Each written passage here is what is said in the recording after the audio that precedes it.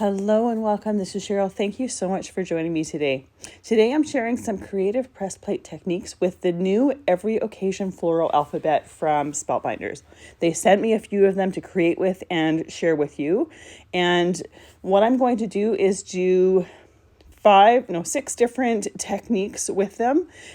Pretty much most of these techniques can be interchanged no matter which alphabet you choose. However, there is one in particular that you can't. It needs to be asymmetrical, and I'll share with you when we get there. I love the fact that these have the large letter with the tiny little florals, as well as a sentiment that goes with that letter. So you can use the letter with the sentiment or without. And I do have at least one card where I don't use the sentiment with it. I choose a different one with it. And again, I'll share that then. So anytime I get a new set of press plates, I always like to do it the traditional way first. So the first way I'm going to do this is with the Betterpress ink, the black ink that comes with the Betterpress system, as well as Betterpress cardstock. Now, the cool thing about the sentiments is they are cut to go in a certain area to fit in a certain area with the main letter, and you can typically figure it out pretty easily. If not, you can always look at the front of the package just to double check. I'm inking that sentiment and the letter with the Betterpress ink. Now, because the little tiny sentiment is so light, it does tend to move a little bit when I'm inking with certain ink pads. So you do want to be careful after you've inked. Make sure everything is in place before you put the clear plate on the base of the Betterpress and put it through your die cutting machine for the pressure. I always absolutely am floored by how cool the impression looks with the Betterpress paper. It's just a thicker paper and you can just see the letterpress effect a little bit better. Also like to clean my plates off before I put them away. If I clean them before I put them away, I know next time I pull them out that they are good and ready to go and I don't have any residual ink on them. So this one here, I'm using just a Tombow marker to color in the leaves. This is just a light green marker. All the supplies and the colors that I'm using are going to be listed down in the description below. The nice thing about Tombow markers is they have a brush tip as well as a fine tip, and these areas are very tiny. So you want to have something that you have a smaller tip in order to color those areas really easily. For the flowers, I'm using some pink Perfect Pearls. Perfect Pearls are a mica powder that have a binding agent mixed within them that is activated by water. So watercoloring them is perfect. You get a nice shimmer paint, and that water with the watercoloring seals the mica powders in. So by doing this, I'm going to create some really pretty, nice and shimmery flowers on that tea. This particular water brush has water right in the handle. So if I want to change colors, this case I don't need to. I just squeeze that handle or squeeze that brush onto a piece of paper towel and I can clean my brush for the next color. Because this alphabet only has the leaves and the flowers, I'm only using one color. These flowers are very, very tiny. Like they're, I want to say, less than a half an inch. So there's not a whole lot of space to use a whole lot of colors. I would think you could use a few colors, but because it's such a small area, I did all of mine in the same colors for all of my cards. And not the same colors as each other, the same color on each card. I didn't do a bunch of different colored flowers. So once this is done watercoloring, you can let this completely dry. Now the Betterpress paper isn't really meant for watercoloring, so it is going to bubble a little bit, but that does flatten out once it is totally dry. While I'm waiting for that to dry, I'm taking the new Flowers and Foliage 3D embossing folder, and I'm going to emboss a background for this card. I thought this folder looked really, really nice with the flowers on the alphabets. A nice, simple, and it was a good way to tie in the florals from that alphabet with the background. So I always like to mist my paper or my cardstock before putting it through the embossing folder. It just softens those fibers and helps to push them in. Now, I recently did a gift tag video in December where I used some nail gems. I love them because they're so tiny, and for these tiny flowers, they work perfectly for the centers of the flowers just to add a touch of sparkle. So I'm going to do that with several of my cards today. You do want to have a jewel picker to pick them up because they are so tiny. It would be very hard to pick them up with tweezers, but the jewel picker makes it nice and easily. And I do glue it together with that Barely Art glue that I use quite regularly in a nice fine tip bottle. I thought because the T here is black that it would look nice with a black mat, but rather than having to cut an extra mat for both the card base as well as my alphabet layer, I'm doing a faux mat. So I use the chisel end of a Copic marker and run it alongside the paper. It just adds a thin layer or a thin line of that color and makes it look like you've got another color on there, and it frames it really nicely, both on the card as well as the alphabet. Once I'm done that, I can glue my different layers together, and as they are drying, I like to put an acrylic block on there. It holds everything down nice and flat. Also frees my hands up to glue the next layer. Now, that 3D embossing folder, you do want to make sure that you are generous with your glue with that, because you do want to make sure that the layers that are recessed have good contact with your card base. Once you've had everything glued down, I like to put that acrylic block back on there and let it dry completely. Here is the completed card. Nice and simple, but I think it is absolutely beautiful. And I love those shimmery flowers as well as the way those little nail gems catch the light. I love these alphabets. So the next one I'm going to do is the letter W. This was the bonus one that Spellbinders sent me, so I decided to put it to good use. So I'm going to do some embossing with this one here. So the W is a with sympathy, and once again, it's very easy to see exactly where that sentiment fits in. Because that sentiment is very light, my sticky Versamark pad keeps wanting to lift it up. So just be careful while you're moving them. You don't want to be touching that surface with the ink on them. So I'm trying, as I'm moving them, to just use my fingers on the side so I'm not removing any ink.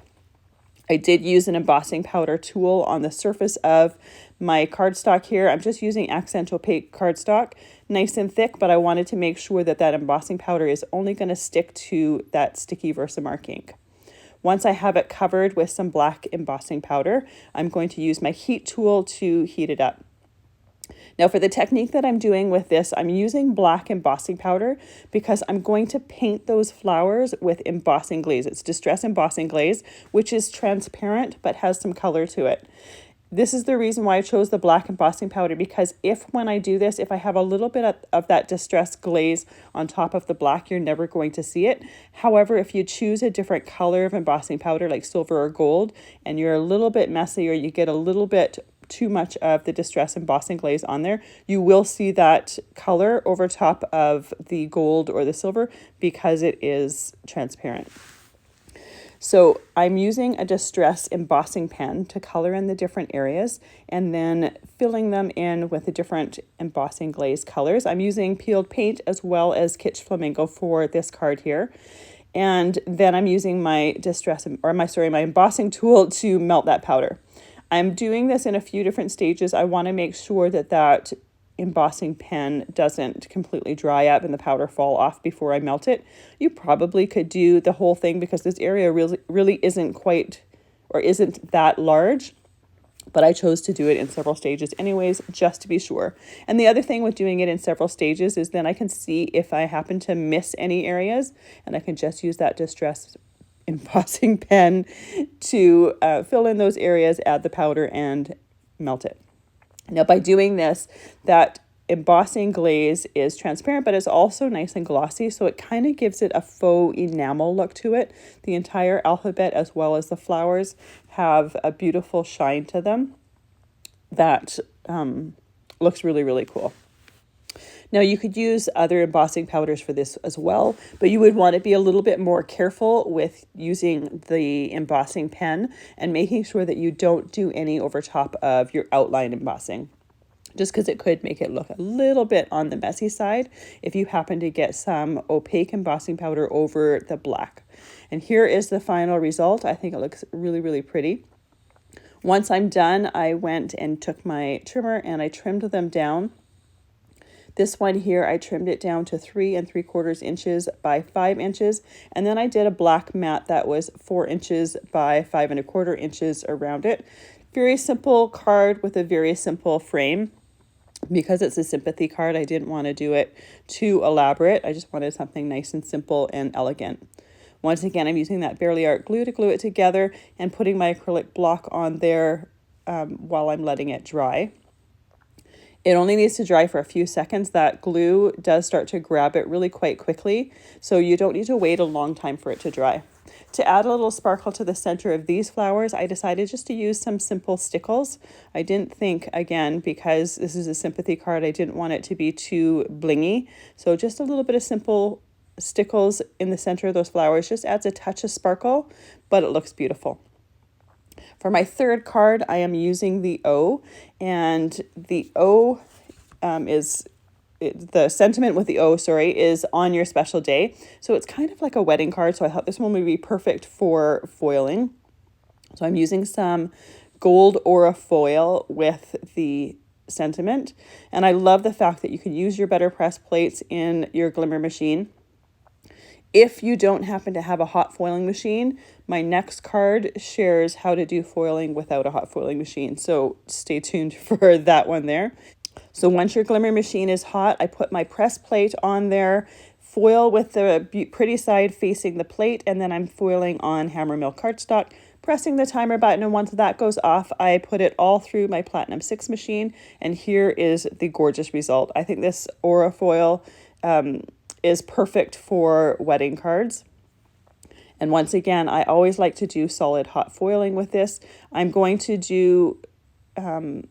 I ended up doing this twice because I didn't notice exactly where that sentiment fit. So I did it wrong the first time, and this is actually the second time you're seeing it. So I actually have two backgrounds that are solid hot foiled, and I do use both of them. But you could, if you wanted to, just solid hot foil without doing the negative. You could just do the entire sheet of foil for the second background here. Once that is done, I put that to the side. I wanted to do a little bit of dimension with the flowers for this card because it's a wedding card. I wanted it stepped up a little bit, and I wanted to make a really special card for this. So I noticed in the Shopping Spree die set from Spellbinders that there's some really tiny flowers. So I took some hammer mill cardstock, cut a bunch of those out. You can count the flowers on this O and then just cut that many. I did extras because I didn't know whether I'd want to use them in another card. And I also didn't know if, while I was putting this together, if I would need an extra flower or two. Always better to have a few extras and not need them than be in the middle of your project, have to stop and recut some more and ink them. So I'm using some spun sugar and bundled sage for doing my inking. I am inking the flowers on the alphabet before I put my die cuts on there, just in case any of that is visible. It ends up being not very visible, but better to have that ink on there and not need it than to wish there was inking below there and not having it done. So once this is completely inked, I'm going to ink up those flowers. That Shopping Spree die set also had some tiny little leaves that I die cut out of the hammer mill cardstock. I'm just using detailed blending brushes because these are tiny, tiny pieces, and you definitely need tiny pieces with this alphabet. Those flowers are tiny, so you don't want to have something that's large in there. It's going to take away from the whole look of it. And I'm using those detailed blending brushes. I'm only inking from the center of the flowers out. And then for the leaves, I'm holding on the stem and just using that blender brush from the base of the leaf and flicking my way up. And you can see that I'm not inking them completely. I like the lighter tips, even white for a wedding card. I think it suits it. You could ink it all the way if you wanted to, but once again, I don't think it's necessary. The finished size for this card is 4 1/4 by 4 1/4. So my larger foil piece is cut down to 4 inches by 4 inches. And then I have a white mat that is 3 7/8 by 3 7/8. My alphabet piece here is 3 inches by 3 inches. And then the foil piece that I cut for that mat is 3 1/8 by 3 1/8. And again, you can change around the different mat sizes here. I wanted a nice fine mat on this with the foiling. I didn't want that to completely overpower it because I wanted that alphabet and that sentiment in the center of the card to be the focus. Once the mats and the layers are completely dried, then I'm going to start to add my flowers. But before I add them, I want to give them a little bit of shape. I will typically use my fingers to shape flowers and foliage, but because these are so tiny, my fingers are too big. So I'm just using a stylus and an embossing mat, and I'm using my fingers to do the shaping on the leaves. I just putting a little bit of a curve to them. For the flowers themselves, I'm going on each one of the petals on the back side and just kind of a tiny little circular motion. Then I flip the flower over and do the same thing to the center. Once I've done that with all of my flowers, I can start gluing it down to my card here. I'm using that same Barely Art glue, and I'm only gluing the stem of the leaves and the center of the flowers. I want to make sure that there's room for lots of dimension here. For the beginning of this card, I'm using my fingers to place things, and then I realized that it would be a lot easier to have a set of tweezers here. That way my fingers are out of the way and I can really see exactly where I'm putting things in place. I did this particular card with light pinks and light greens, but you could do it whatever color. Like if you're making it for someone's wedding, find out what their wedding colors are and you can customize it to their wedding colors. And I did the foiling with the gold here, but I think this would also look absolutely stunning in the silver prism foil. Both of these are gold or silver, but have a holographic shine to them. So I think they go well with pretty much any colors that you can put with them. And that holographicness ties in with the colors of the flowers and the leaves that you put on there. So I think it would be fun to really customize the look that you're creating to go with whoever's wedding it's going to be for. And if you don't know whose wedding or what their wedding colors are, I would just go by the invitation, see if there's any colors in there and pick and choose from there. Or if you know what their favorite color is or the bride's favorite color, because, well, in my case, I cared more than my husband did. So, yeah, just have fun with it. And by doing these tiny little flowers, you can add as much as you want or as little as you want. I basically placed my flowers where the foiled ones were. I did offset them a little bit so you can see a little bit of that foiling below it. But you could, if you wanted to, just put less flowers on there, have some that are flat from the foiling and from the image, and some that are the die cuts that are dimensional on there. And I chose a flower that was very similar in shape and size to the foiling itself, but you don't necessarily have to. You could get a little bit creative if you wanted to. But I absolutely love the look of this and the dimension that it creates. I think it creates such a special card with this. And I love the fact that this particular, or the Shopping Spree die set, also had the leaves to go with it that were a nice scale to go with the flowers. Once you have all of your flowers placed, you can let that glue dry for a few minutes. And then I took those same nail gems that I used at the beginning of this video, and I added those to the center of the flowers. Now these nail gems, they have a tiny little bit of iridescence to them. So they have a little bit of a green, pink sparkle to them when you tilt them in the light. So they're perfect for putting on the center of these flowers. And once again, because I'm doing a wedding card here, it was a great way to step that card up, add a little bit of bling, and it looks gorgeous in the center of those flowers. Once again, using the Barely Art glue as well as a jewel picker to put those in there. They're so tiny that I think it would be next to impossible to do anything else. Here is the final card once that glue has dried. I love that dimension that those jewels add to the flowers. So here is the foiling without a hot foiling machine. I'm using Deco Art Transfer Gel Duo. I'm using the J alphabet letter here from Spellbinders. And what I'm doing is I'm taking a little bit of this transfer gel, putting it on a makeup sponge, and then lightly coating my letter here. I'm going to do this on white, and I'm also going to do this on black. In the end, I only create a card with the black, and you'll see that in a minute. Once I have my paper taped on there and my clear plate on the base, I put it through my Spellbinders Platinum here to transfer that gel. and you can't really see it on the white. And this is one of the reasons why I was doing it in 2 colors.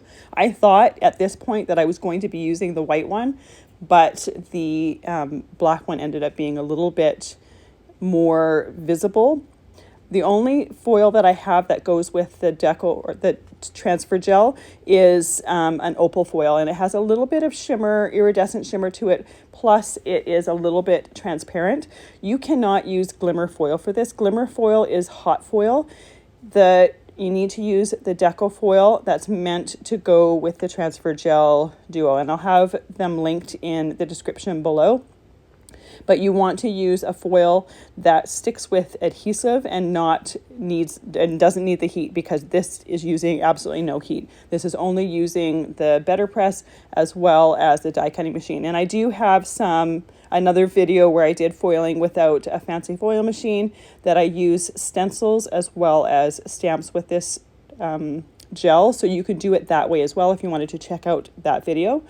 Once that gel has completely dried, and you can see that it's dried better on the black than you can on the white, because when you put this gel down, it has a little bit of a white tinge to it, or white or like a cloudiness to it. Once that is clear, that's when it's dry, and you can't really see that on the white, which is one of the reasons why I did it on white as well as black. And you have to wait till this gel is completely dried before you put the foil on and put it through your die cutting machine for the pressure. Now the transfer gel duo works with either pressure or heat, and by heat I don't mean the glimmer machine. By heat I mean through a laminating machine. So you could use it either way. I don't have a laminating machine, I only have my die cutting machine, so I used it in that way. I have 2 new Cloud9 interference ink pads here that I'm going to be using. The one for the flowers I'm using is Lemon Candy, and then the one for the leaves is called Lavender Fields. Now I did the Lemon Candy on the white, and it was very, very bright, and I personally am not a yellow lover, so it was too bright for me, so I kind of put that to the side. Then I did the Lavender Fields on the foliage, and I paid attention to what color these would be on the black more than I did on the white. So then I put a little bit of this one on the white piece of cardstock, and my brain was not there that day, realized that it was turning purple, or it was purple on the white and it was green on the black. So it didn't really fit with the white either. I took some dental tools. I don't even know what they're used for in dentistry, but I use these tools regularly with doing alcohol inks. They're great for little dotting tools. And because they're so tiny, they worked perfect for doing some really detailed filling in here. The cool thing about this gel is when it was pressed into the paper for the actual J, it pretty much just did an outline. So the center of that letter is blank and can be colored. So I'm using the one that is green, the Lavender Fields, and I'm coloring that letter there. I could have chosen a 3rd color, but I didn't want to add too many colors to this. Then I went and got another one of these dental tools just to fill in some of the areas that I had missed with my blending tool. These are so tiny that they're great for this detail, but you do have to dip it into the ink pad many, many times in order to get complete covers, because it really doesn't pick up a whole lot of ink. But this is really, really pretty when you tilt it in the light and see the reflection off of it. Now to choose mattes to go with it, it would be impossible to pick out some cardstock that matches. So I'm using those ink pads, going right on black cardstock and going direct to the paper. I only need the outside, like less than 1/4 of an inch covered, so I don't have to put ink on the entire background, just those outside layers that are visible. For this card here, I've cut the mats 4 inches by 5 1/4, and then the next one down is 3 3/4 by 5 inches, and then the piece with the J on it is 3 1/2 by 4 3/4. So there's 1/4 inch difference between the mats, but I really couldn't choose between which one of those interference pad to do the mats in, so I decided to do them both, and I really like them with both. Now, if you want your foiling to be more prominent and more visible, I would choose a different color than this opal. This opal is just the only one that I had on hand, and I didn't want to wait a couple weeks for a different color to come in. If you chose any other color that wasn't a bit transparent, it would show up a lot more than this one did, but I absolutely love the look of it. And it's a great way to do a bit of foiling if you don't have a fancy machine or want to or can't invest in one. I love the fact that you could also use this gel with stencils and stamps. And the stamp idea is kind of where this came from. I knew I could use it with stamps, so I was curious if I could do it with these press plates. So I'm finishing off these flowers with the gems as well. You could also do stickles here, but I thought those gems would work perfectly with those two interference pad colors. And I love how simple but beautiful this card is. Those interference inks are absolutely stunning on the black, and they do not disappoint. So here is the technique where you do need a symmetrical alphabet. I'm using some stamp foam from Simon Hurley, and we're going to create an impression and a stamp with the press plate. So you want to use an alphabet letter like a Y. The T would work. The O would work. You don't want to choose something that would go backwards like a letter R or a letter P or the letter J. I couldn't use the J for this because the front of the card would have a backwards J on it. So to use this stamping foam, you use an embossing tool and you heat up the stamp foam for 10 to 15 seconds, and then you press it into whatever it is you want to capture the texture of, and it molds into that foam. The cool thing about this foam is it can be used over and over and over again with different things. And you can see I have an L acrylic block here that I'm using in order to be able to place that stamp in exactly the same spot several times. So this first one here was just to see if this technique would work.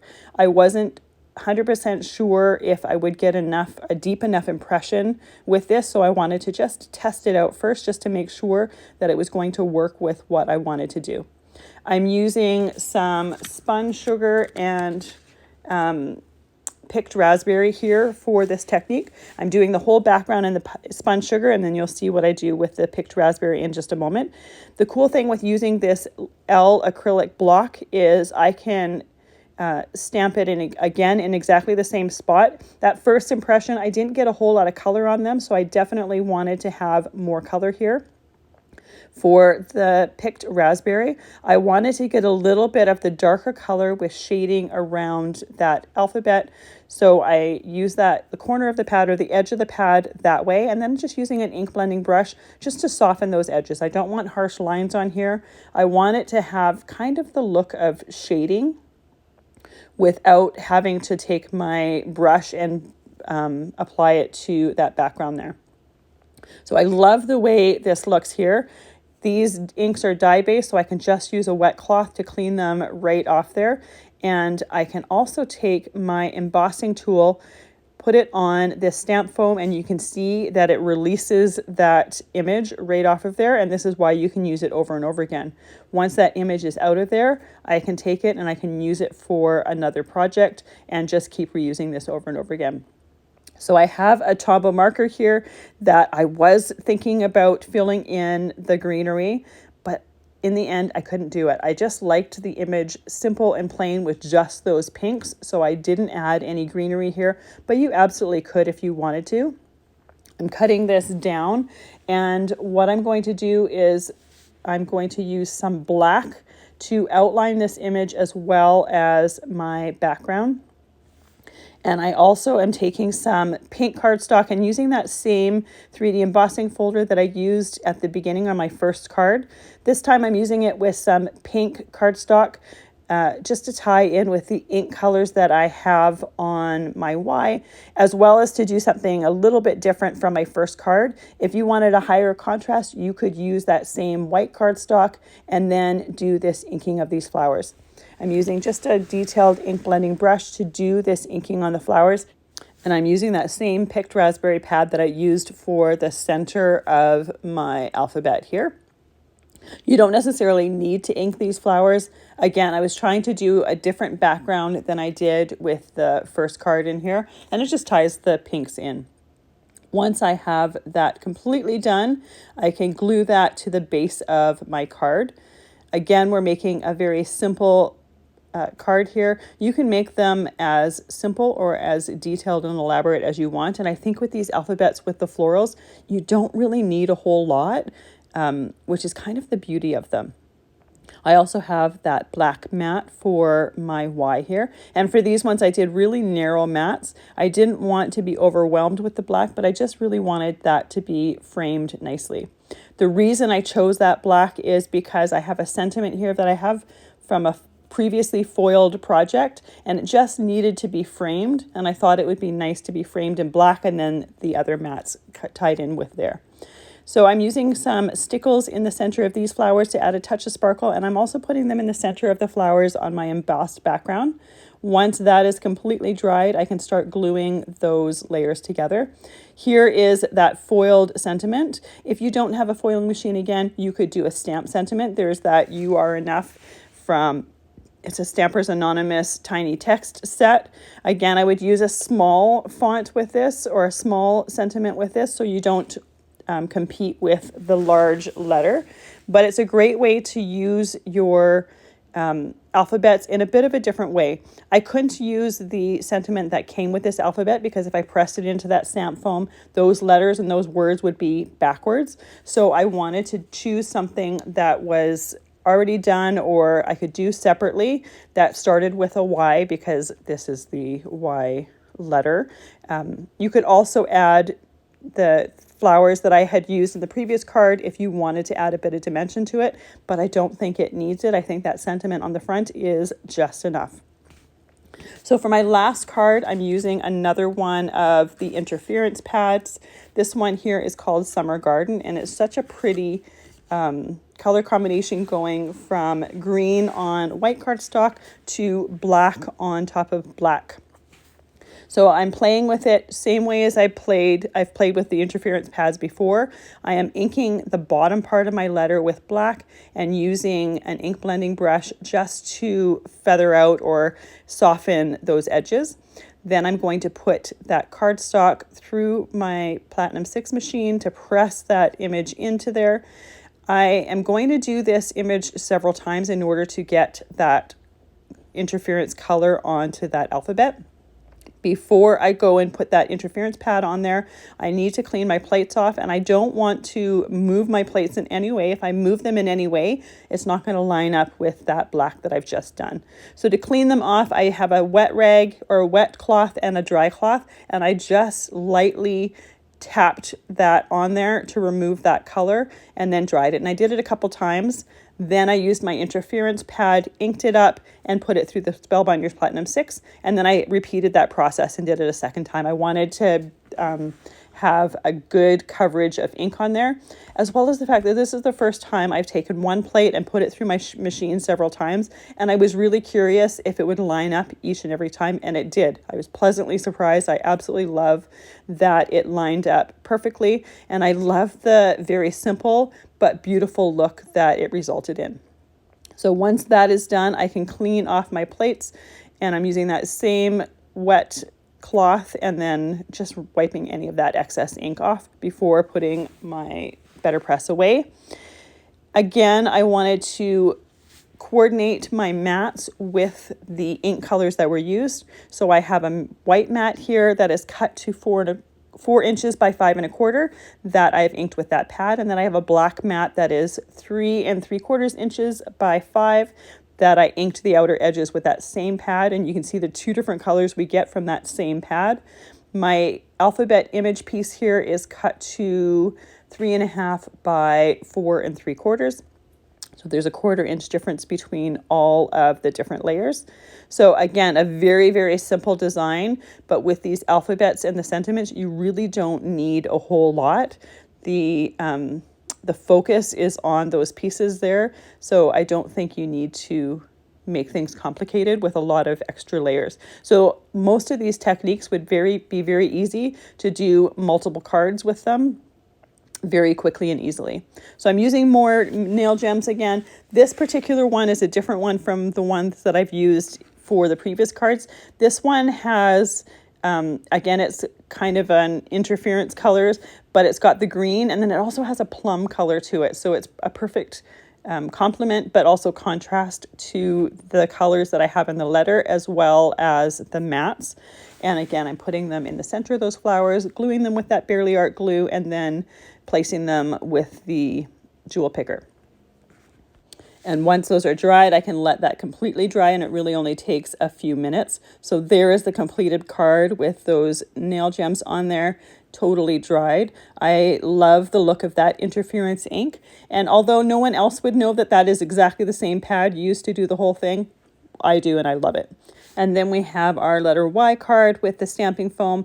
I love that we can use these press plates in a different way with the stamping foam, and again, create with them differently. You could also color in those areas of that stamp foam with dye markers in order to get some more colors to it, but I liked it nice and simple. Then we have our J done with the foiling without a fancy foiling machine, and then inked with those interference pads. I love the different colors that those create, and just a nice, simple and elegant card. And then we have our wedding card. I love the look of these press plates foiled, and the extra dimension that you get with those die cut flowers on top of there. It makes a really, really special card for a wedding, and I think it would be a beautiful thing to give to a bride and groom. Next, we have our embossed and then colored in and filled in with embossing glaze. It has a really nice shine to it. Again, a very simple design for a card, but it looks really beautiful, and I love that enamel look that distressed glaze gives those flowers. It looks really, really pretty in person. And of course, we started out with our traditionally better pressed image. We just colored in the leaves with a dye-based marker and colored in the flowers with some perfect pearls for a little bit of shimmer, added some nail gems to the center of them. You can see how these floral alphabet press plates can really take on many different techniques. I have a couple more videos coming up where I use them not for cards. I'm going to use them in a different way, so I hope you stay tuned for that. Thank you so much for joining me today. I really appreciate you being here.